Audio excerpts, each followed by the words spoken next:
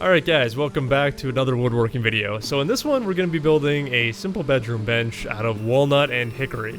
So you might be wondering, what exactly is a bedroom bench? Well, it's something that I am completely making up on the spot. In reality, I just kind of wanted to make a bench because the joinery would be fairly simple and it'd be kind of an interesting project.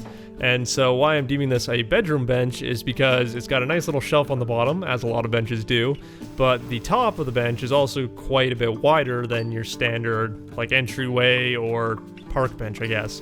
And the reason for this is so that it's easier to fold laundry, you can store some stuff on top of it if need be, just generally a little bit more useful with that bigger top. So some people might call it a coffee table, but I'm going to call it a bench.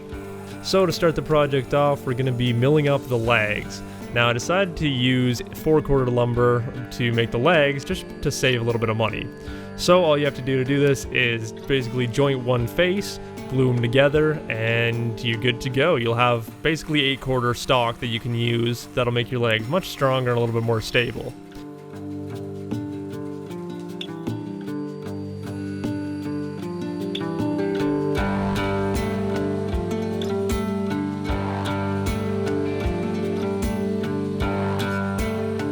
And so for a little bit of added contrast, I made the bottom shelf out of hickory.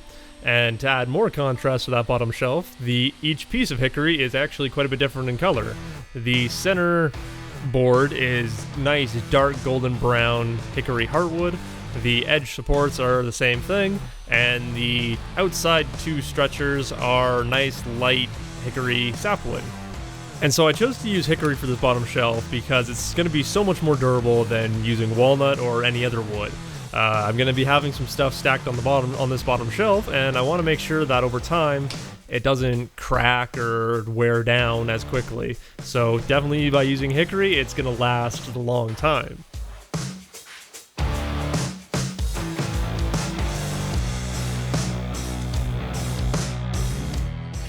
And so I decided to just reinforce the joints with dowels to make alignment and everything much easier. The only downside to using dowels, especially dowels this thin, is you're going to break a bit. So all it took was just twisting the broken bit out, swapping out to a new 1/4 inch bit, and going to keep on going with it. So it was quite a few dowel holes to drill, and luckily that was the only bit I ended up breaking.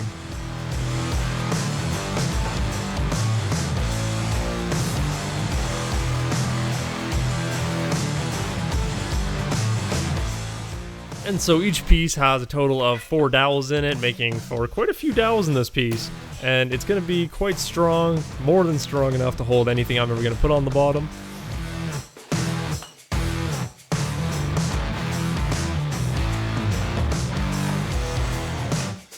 And then once the shelf was set up and ready to go, I could set it aside and start working on the stretchers for the bench.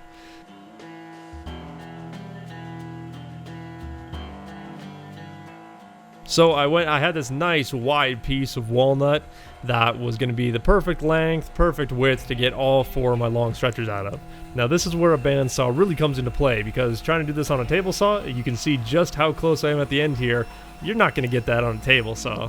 So the only real challenge when working with these was that they're a little bit longer, and so they just took a little bit more setup time when working with the jointer and planer and table saw to make sure that I had my roller stands set up in positions that would keep them well supported throughout all the cutting processes.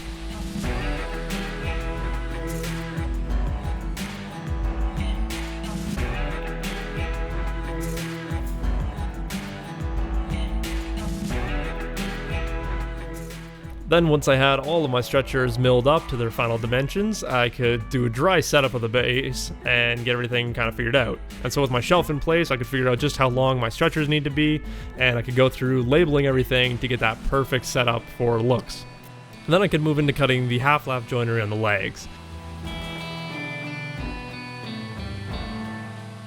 So I opted for half-lap joinery because it's just plain, simple, and easy to do. And here I'm using a box joint blade, a 1/4 inch box joint blade to be specific.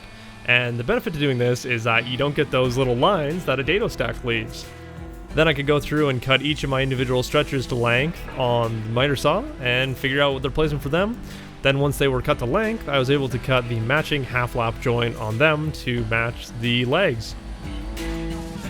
And then the last piece was cutting the end stretchers to length and just adjusting the fit as best I could. So then as we near the end of this part of the project, I was able to start drilling the dowel holes.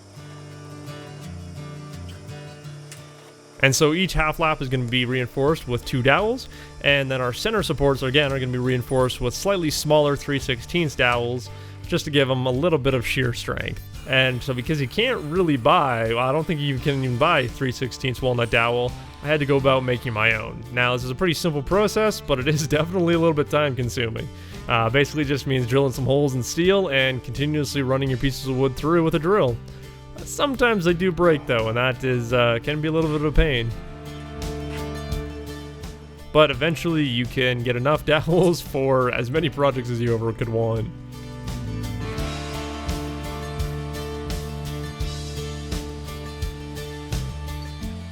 And so to line up the dowel holes, all I did was clamp the stretchers into place, use those nice straight holes from the drill press, pass them through with the handheld drill. Now the dowels do leave just a little bit of movement room so you can get everything perfectly lined square before clamping them in place. Then I let the legs dry for just a few days, but make sure they were nice and solid, and then I could put the whole assembly together. So I just glued in the shelf, added in the center supports with those 3/16 dowels, and we're pretty much done. The last thing to do was to just clean up the dowels with a chisel, and then I could start working on the side stretchers, the little short pieces. So this did the exact same process, clamped them in place, went through with the drill, and they were just as easy, if not a little bit easier than the long ones. The only challenge was on this top part here. You can see I've got that little piece of hickory in there. Now that's how we're going to be attaching the bench top, and so the only challenge here was not gluing that into the base assembly. But this is going to do it for the part 1 of this little series here. So if you guys are not subscribed already, I highly suggest you do that so you don't miss out on the bench top.